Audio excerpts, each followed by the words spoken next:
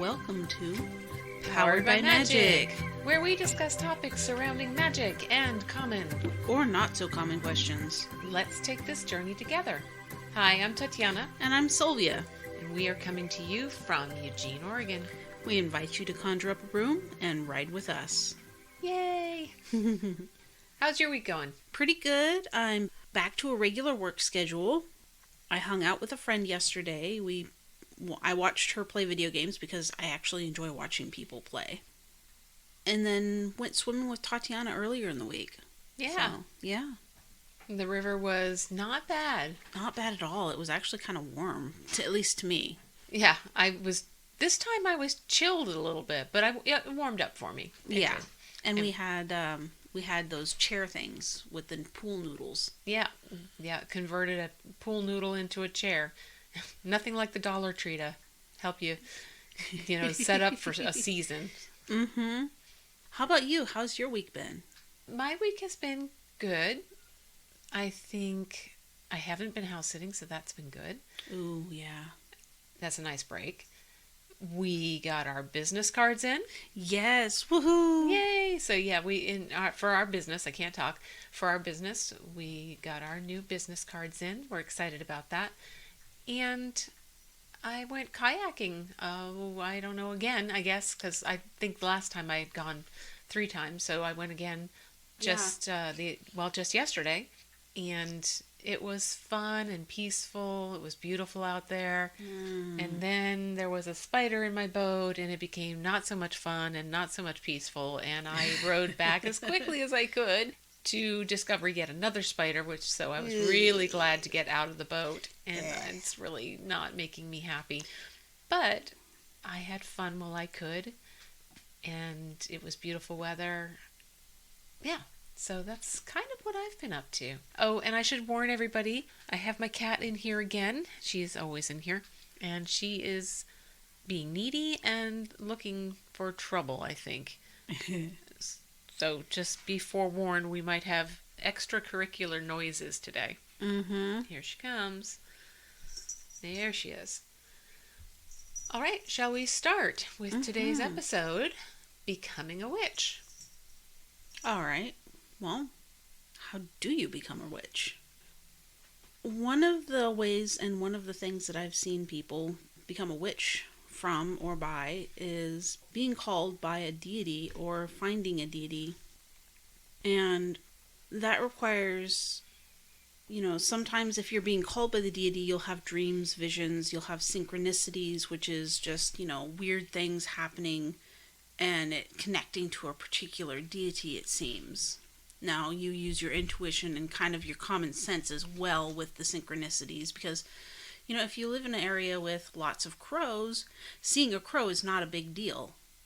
Right. You just got to use a combination of common sense and intuition. Yeah.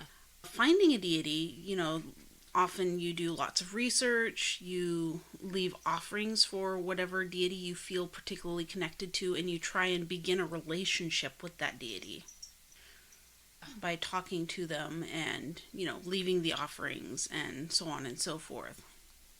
Yeah, that's really cool ways to go about it, for sure. Mm-hmm. How about you?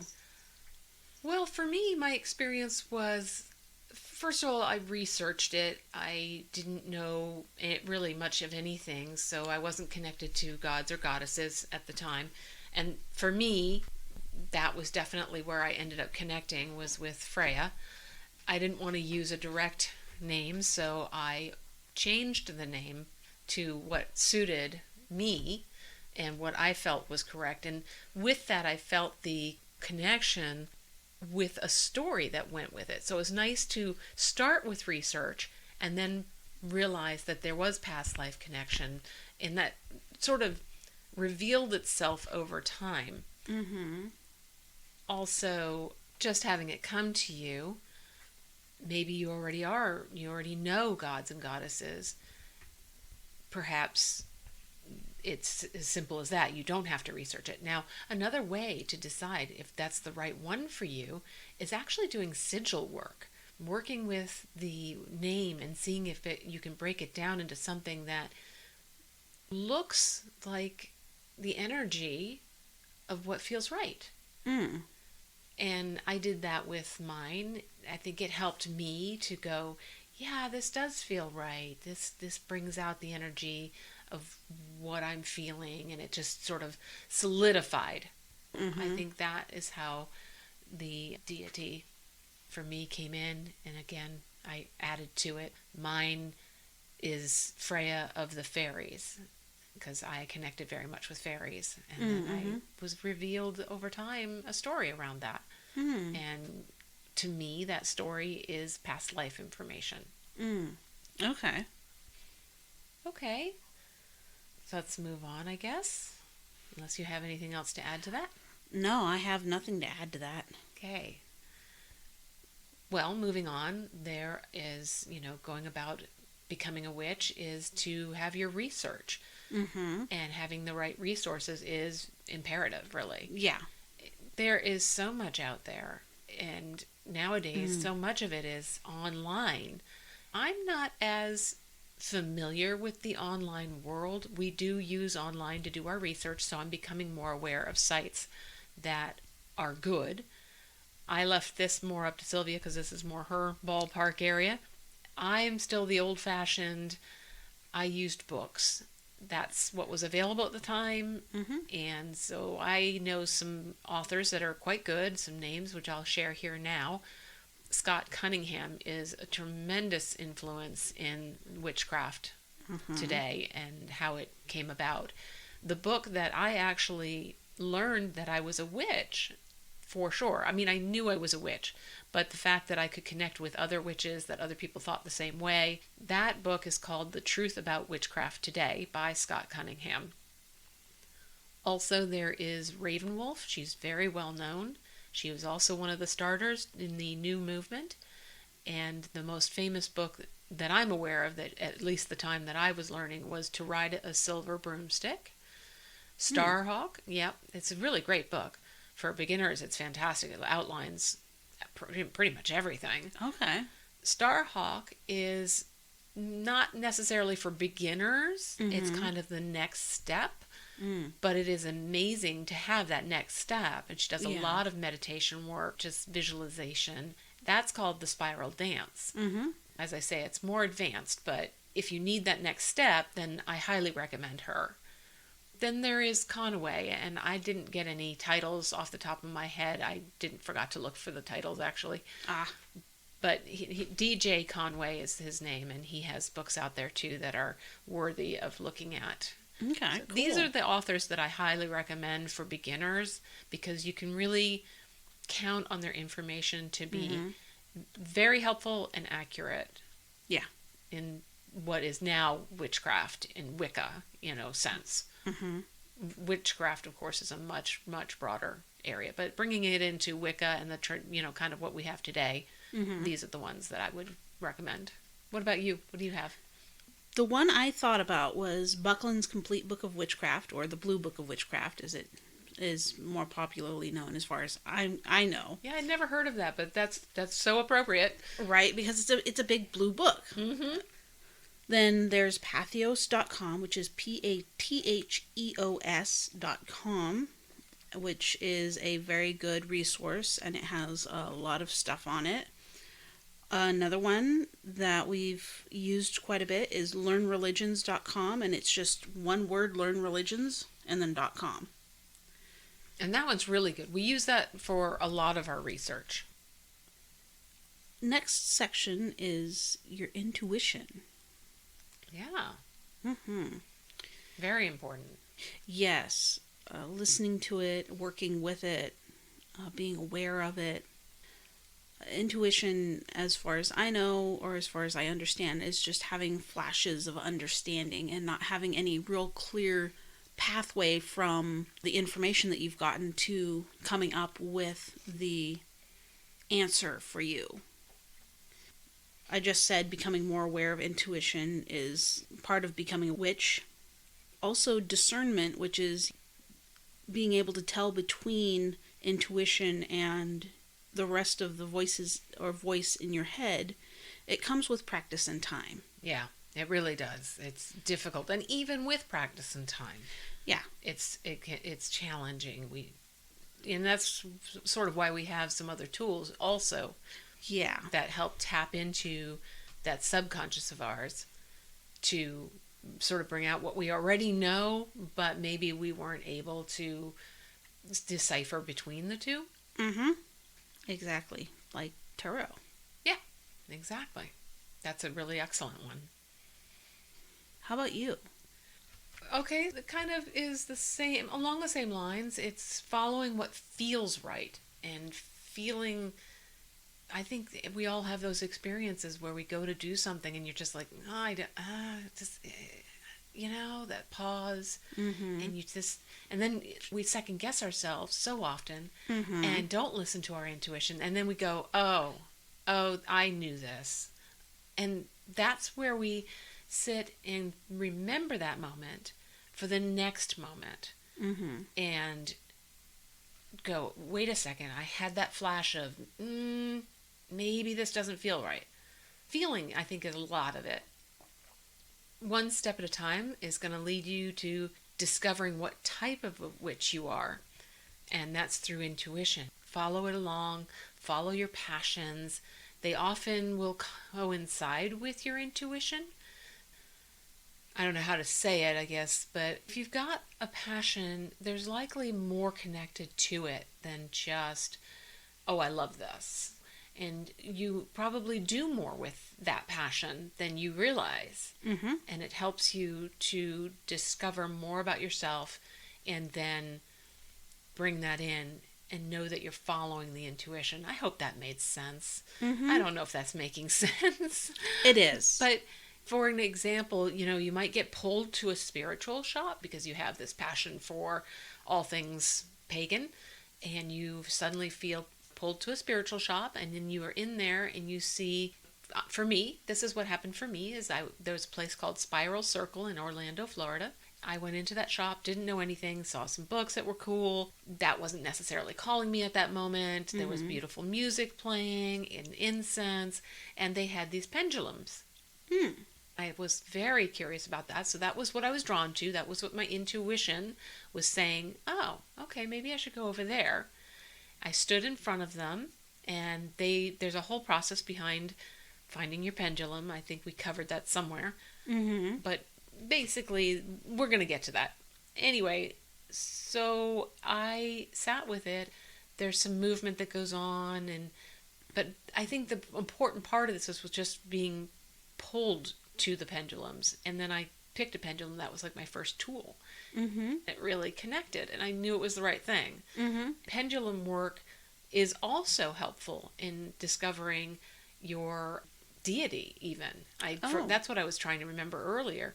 You can, I did this with my daughter's name, actually. I did an outline of my hand, and I wrote the 5 different names that I was going to choose for my daughter to name, and then I let the pendulum swing its own direction, and whichever finger it went on, where the name was probably what the name was supposed to be. Oh. And it totally worked. My husband and I, changed it and tweaked it a little bit, but basically that's how we came up with it. So you can do that with your deities as well. Just stepping back there for a second. If you're following your passions, you might be pulled more to, say, herbs. Intuitively, you might realize that, oh, it's not just a passion, but I feel this in me, and there's more here. And I want to look more for it. So I don't know. Again, not sure if this really speaks to intuition, but for me it kind of does. I mean, follow your passions. Your passions and your intuition often follow each other. And I mean, you can find yourself into, like you said, herbs or cooking or astrology. I mean, there's so many different paths to go down. It can be a little overwhelming, but if you follow your passions and your intuition, it'll bring you to where you need to be. Yes, and that's where you can start to learn how to be a witch, is wherever your passion and your intuition guides you. Thank you for saying that so clearly for me. You're welcome. I was trying to bumble that out there, Ugh. Anyway, how can I trust my intuition as a person who struggles from anxiety? This is a question you found, and it was excellent. Yeah.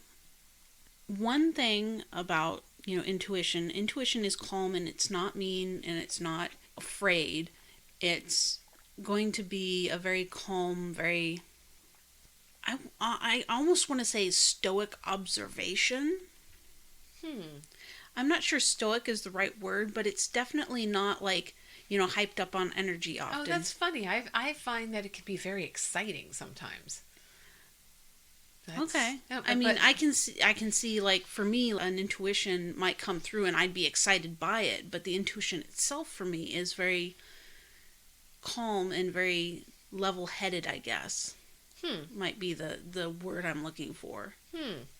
Okay. But definitely keep in mind that intuition is not mean and it's not afraid. Yeah. What about you? Do you have anything on that? No. Okay. I don't. I don't know. I mean, I struggle from anxiety, but I believe the anxiety when it comes to being a witch usually is the skeptic. Mm-hmm. And I think that's probably where intuition comes into play, where I will be that skeptical person, but if I can just calm myself enough, I can kind of feel, and again, it comes back to feeling, which for me is intuition, Mm-hmm. just feeling what's right. When I find that place of right, quote unquote, Mm-hmm. it's an energy feeling. To me, that's part of my intuition. It's sort of, it centers me. So I guess that's kind of my answer for anxiety. Ah, okay, cool. Which, talking about energy, that brings us right into our next section, which is da da da da energy. We also covered energy in season 1, episode 3, energy work, circle casting, and the moon. Mm-hmm. So if you want to refer back to that for some, exercises and advice and that sort of thing, we'd be happy for you to do it. Feel free. It goes more in depth, really. Yeah. We're just touching on some of this as a conversational, kind of let you know it's out there kind of thing. Yeah. But we actually fully cover it in season 1, episode 3. Yeah. Energy is helpful with all magical work. It's kind of the foundation to some degree. Mm-hmm. You need it for spells, you need it for circle casting, you need it for working with the phases of the sun and moon, the year, for cleansing. Mm-hmm. You can use it for centering yourself in meditation and being able to bring yourself into that state of mind of calming yourself. Yeah, I don't know. That state of mental quiet, maybe? Yeah, that state of mental quiet, that mental and part of centering and feeling. Again, I come back to feeling it all the time. If my brain can kind of come down, the energy work works from that place to some degree. Mm-hmm. It also just comes from within your body. It's not all mental, but if you can calm your brain down, then you can focus more on the energy. Yeah. There are also some ways of calming your body down that can help calm your brain down. Right, Which exactly. I've used in my anxiety, because almost having panic attacks, you learn how to try and bring that down. Yeah, just even breathing. Yeah, just breathing slowly. It helps so much. So many traditions use that, and it's an energy work. Yep. And that's sort of the physical focus part of centering in your body. It's that using the physicality of breathing, of just even sitting or laying. I think that comes to something you're going to talk about, so I'm not going to go there. Okay. But so that's part of that physical piece of energy work that's very helpful in becoming a witch, is knowing energies, learning energies, how they work in your body. And one of the ways that you can do this, as my students and you have experienced, Sylvia, is through dowsing rods. Ah, yes. And you can get specific ones that you actually can hold in your hands, and they will swing if they're held properly, by the one person holds them, and they hold them very steadily, and another person will be at the other side, and what they will do is they will learn to direct their energy at these rods, which will move. It's a way of testing where your energy field is, how well you work with your own energy. what are you capable of doing? Mm-hmm. Do you need to be stronger? Do you need to be less energy? I mean, my ex was huge energy. He needed to stand way back. His energy was just so big around him. And that really was who he was. Yeah. Me, I'm kind of medium at distance, but my energy works backwards. And it's true. I mean, throughout my life, it's almost like I'm energy dyslexic. It's Oh, geez. very, very bizarre. I've learned to work with that, but that's the thing, is knowing your energy helps to work with these things. Yeah. Again, it will help with your intuition as well, as we talked about just a second ago. What about you? Well, energy is, like you said, extremely important for all sorts of work, like shielding, which is something I've used extensively throughout my life just because I am such a sensitive to other people's mental and emotional states. And so I've used shielding a lot. That's great. Using visualization to kind of visualize that white light or white shield around yourself, like an egg almost. Yeah, I do this all the time when I'm driving somewhere. If I get this moment of negative thought, like something, you start thinking about, oh my gosh, there could be an accident, or this almost is, and you just get this feeling, which could be intuition or could just be fear. That's where you have to tell the difference. I do the shielding that you're talking about. I do this visualization and immediately just say, no, this is not going to happen. That's energy work, but continue, please. Another thing of energy work is grounding, is basically connecting yourself to the earth. And it helps replenish and rebalance your own energies. One of the really easiest ways to do that is to take your shoes off and just put your feet on the ground, on the grass, on the dirt, whatever, but touching the earth. Yeah, the palms of your hands. Palms of your hands, yeah. Even better is if you can actually work with the ground in your hands, like dirt and stuff. Really gardening. Yeah. Meditation is extremely useful again, with all sorts of magical work. It's just basically learning how to direct your mental energy. Very important piece. Yes. One of the ways you can work with energy is a kind of a offshoot of the Dowsing Rods, is creating and manipulating energy balls. You basically hold your hands together and visualize a ball between your hands. You can feel the point at which the quote-unquote ball becomes big enough to kind of fill that space between your hands. And you just work with bringing that away, putting that back out, manipulating it and moving it around your body. That's another way you can kind of practice with energy. It's a great way. It's one of the beginner ways. Yeah. And I remember doing that as one of my first exercises. Oh. And you can also get the feelings of hot or cold. And you kind of get that sensation from it. Yeah. So that's how I started with energy work. One thing we said during our energy work episode was that your energy is going to feel specific to you. The way you feel energy is going to be a specific thing to you. So while listen to other people and how energy feels to them, keep in mind that the way you feel energy may be completely different. Yeah. It's absolutely true. It's almost like a fingerprint. It's very similar to that. Yeah. Next, we have studying and practicing spells. As a beginner witch. As a beginner witch, yeah. We have stuff about that on Season 1, Episode 11, Spell Timing and Stone Magic. And we have a whole series of different spells and such that we've set up during Season 1 so that you can look at different episodes and kind of pick out what you feel drawn towards. Yep. Use your intuition. Yep.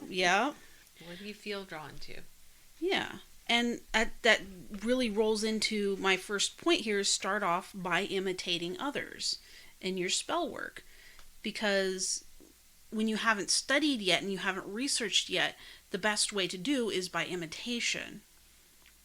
Which is where books and internet come in, Yes. make sure you get it from the right sources. Yeah, somebody who's learned. Yeah, make sure you've got good sources. And then from there, you learn what works and doesn't work for you. Because spell work is highly personalized. That's another thing of that intuition, following where your intuition goes. One person might use cooking magic. Another person might use herb magic. Follow your intuition, follow your passions, and that will take you to the place of most effectiveness in your spells. I have a couple of recommendations as far as spell books go. They're both by the same person. The Encyclopedia of 5,000 Spells by Judica Illis, and the Element Encyclopedia of 1,000 Spells by Judica Illis. And I've used these books extensively for my own spell work. Yeah, great. They are really awesome. Not familiar with those. Do you still have them on hand? Yeah, I have them in, they're ebooks. Oh, okay. Yeah, one of those. Yeah. You know how much I love ebooks. I know. I like hardcover, something I can I think I might have one of the Element Encyclopedia in hardback. I'd be interested in seeing that. Okay, yeah. Because I definitely have to have that tangible feel of a book and turning the pages. I think what I really like is that I can randomly just flip through the pages and go, oh, that's intuitively where I want to be, you know, or that's what's calling me. And with an ebook, you have to be more specific about where you're going with stuff. Yeah. It's difficult for me. I use my books more as reference than reading them from front to back. Well, after learning energy as a witch, I just can't say enough that you have to learn the energy before you can start really anything other than the research and looking at the deities. Everything becomes a matter of how you know yourself. Yeah. And energy work is that huge part of that. So you do your basic learnings, you study your elements and your stones and candles and herbs and your colors and the combinations of how they go together. And then you can take those combinations and create sachets and dream pillows. You work with the moon and the sun for the energies from those, or even the season.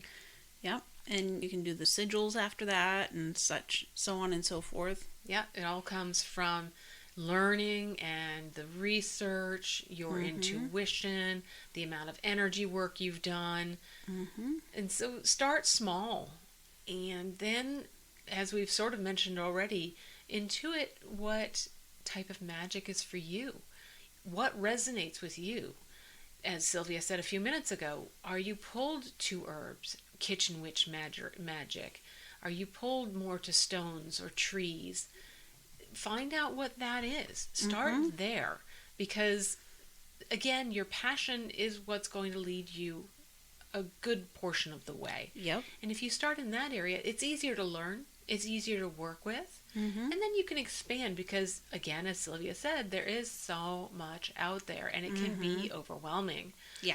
Starting small and then working up. And that's how I would work with the spells and whatnot. Okay. Setting sacred space is another piece to becoming a witch. Yeah, so sacred space can be anything from an altar to just a picture of either a deity or your ancestors, or it can be just about anything. But even if you just sit in the middle of your, a house in your room, you can create a sacred space there. What you need is usually like meditating, quieting your mind, also cleansing the area around you of negative energies. Visualization helps with that. Make sure you have no distractions and you have that inner calm, which can come from the meditation. It can be challenging, but you can make a sacred space almost anywhere. Yeah, you really can. It is easier when you find a safe space to be that is, like you said, quiet and you don't have distractions. You want to be really aware of the sounds and the smells, what kind of lighting you have for the kind of magic you're doing. But meditating is such a good point, just grounding yourself. Exactly. If you're really good, you can ignore, that's not the word I'm looking for, but you can ignore pretty much anything and have your sacred space, because the sacred space ultimately is in you. Yeah. And that's the ultimate thing. But, sometimes we find that that's really hard to do. Yeah. It takes a lot of practice most times. Oh, goodness, yes. That's when we start using tools to help us focus our energy. And that makes the connections that you need for sacred space. So you connect those things together. They start creating an energy amongst themselves because the tools have your energy. So that's already creating a sense of a state of mind that helps with finding that safe space and that sacred space for yourself. Now, tarot is helpful in this because you can take and connect some of the ideas of like the swords are knowledge, for example. So when you're using your tools, you can sort of connect with that and go, okay, that's connected to knowledge. This one's connected to will, or this one's connected to love. And connecting all of that helps to create that sacred space of balance. Yeah. That sacred space is also done often, again, after learning. So these are all steps you take to get to these points, is learning how to cast a circle, using those energies to do that. And casting a circle is probably, again, it's one of the best ways to do it, is to get sacred space by casting a circle. But that's also what you do when you meditate. You really are kind of casting a circle. It's an intuitive, internal experience that you expand, which is all you're doing really with casting a circle. You can use tools to make it bigger, and I find that tools are just so helpful for our visualization when we are beginning. But later, not so much. I'm sorry, you're trying to say something. Yeah, the other thing about having tools and wearing certain garments while you're doing magic, it also helps to change the state of mind that you have. It's That's what I'm trying to say, yeah. Basically like a business person putting on a business suit. It is now business time. Yep. Or putting on your makeup. It's time to go out into the world. Right. Kind of thing. As a matter of fact, I'm starting to reconnect that with that purposefully right now, because I'm trying to reconnect with everything. So I've been splurging a little bit here and there, getting some tools, getting some necklaces and bracelets, so that I can start reconnecting. So a lot of stonework going on with that. But I want to get some wardrobe again to feel that flow of energy again. So it's such a great point you're making. I'm working on that right now to get there. For me, the basic point is not necessarily that you need these tools, but that they help a lot. Yeah, that's exactly what we're saying. That's exactly what we have been saying. Yeah, they help a lot for focus. Sometimes we just find it easier to focus on something. And eventually, after a lot of practice, you may not need that. And that's, that's great, because then you can sit in your office and suddenly go, okay, I need sacred space, and just kind of do that from inside and do it. Exactly. But also another piece to sacred space that I don't think we've mentioned is altar space. Oh, yeah. I did say something about an altar, but I did not cover it at all. Oh, okay. All right. So yeah, altar, you're using your tools. Yep. So there's that visualization. There's an intention. Intention is such a big piece we didn't mention. It really is. So your intention that you are setting it, and as you put each tool in its direction, you are creating sacred space. The energies start to expand. Every time you look at this altar, you're going to immediately go to this certain place in your mind and heart of safety, I think is one word to use. Do you have any other suggestions or thoughts about that? It's another part of that changing your mindset. This is my space for doing these things. And it's very powerful. Yeah, it is. Using tools, energy work, all of it is just so powerful, so wonderful, so exciting, a little scary. Yeah. And it's especially good when you're starting out. Yeah, and it's good. It's overwhelming when you're starting out. It is. Oh, heck, it's overwhelming for me now. Oh boy. Yeah. I'm still overwhelmed. For me, again, I was raised in the classical style, if you will, and now I'm relearning through the internet and online, because there's so much more out there, and I'm sort of a little baby all over again. Oh boy. So it's overwhelming to me. I can only imagine again to being back at square one. Yeah. Exactly. Yeah. all of these things are just some of the points. I'm sure we've missed some, but we tried to get you some idea of what it's like to start becoming a witch. Mm-hmm. And anything else you have to offer? We do have one note left did here. Did I miss it? Okay, go ahead. Oh, yes, we do have one more. Yeah, totally forgot about that. Yeah, so finding a mentor, which is optional. You don't need to. You can do all of your own work in finding her and be a solitary practitioner. Yeah. Or you can go out and look for a mentor or a coven. Or a coven, exactly. Mm-hmm. I know that you're supposed to find them. It can be they find you. Yeah. Now, if they're really searching you out, then I'd be questioning it. Yeah. I would definitely be questioning it. But again, using your intuition, going back, you might see something literally like, I don't know, a card up on one of those pegboards saying, hey, we're looking for students. That's okay. Yeah. I mean, how else is a teacher going to get it out there, right? Yeah. Word of mouth is great, but nowadays nobody talks to each other. Yeah. You don't connect other than like being in your workplace or something. Yeah. I mean, there's a lot of texting going on, but there's a lot less face-to-face talking. And if you do it online, a lot of times that's at such distance. So if you really want that personal person experience, teachers have to go about ways that are maybe seem odd. I don't know if they seem odd. I don't know. Like I said, I got lucky. I got word of mouth through friends, and that's how I got my students. But my teacher did say that, you can go down to the local spiritual shop and post there. Yeah. And so you can find your mentors there if you decide you're looking for that or a coven. That's one way. And then I'm not taking away from online. I've not experienced online, but I know they're probably out there. Oh, yeah. I'm sure there are. The only thing is yes, definitely use your intuition and also be very, very careful because there are people out there who are very addicted to power. Yes. Yes. And have their own agenda. Exactly. Their own agenda. As far as I go finding my mentor, I found Tatiana through a friend and I met her and I knew that she was a witch and that she had practiced a long time. I did not know that she had been a teacher. Yeah, I originally did not know you'd been a teacher. Oh, I did not know that. Okay. Yeah.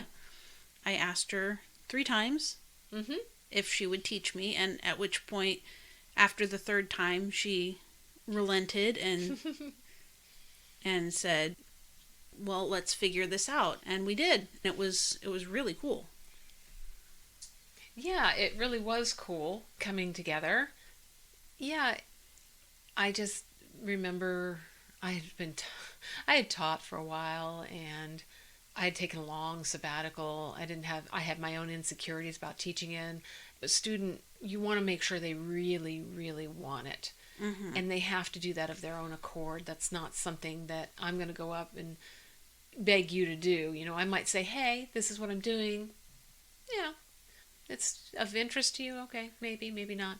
Yeah. But until that person comes to me and really tells me that's what they want on more than one occasion, I tend to not go there because it's a lot of energy. It is. So anyway, that's optional. Yep. You can totally be a solitary practitioner just fine. Yep. We will also probably cover these, mentor and coven finding and such in later episodes because it's very important that you find the right one in the sense of not a cult. Mm-hmm. All right.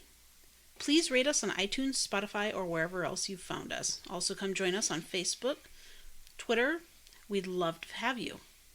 We most definitely would, and if you would rate us, as we just said, put comments would be really great. It's very helpful to us. We want your questions. Definitely, please. And just feedback. We just want to hear what you're thinking of what we're saying. Is it helpful? We're hoping it's helpful. So anyway, that's our intention. I'm Tatiana saying goodbye for now. And I'm Sylvia saying so long, and thank you for writing with us. This has been Powered by Magic. Have a great day, you guys. Thank you so much.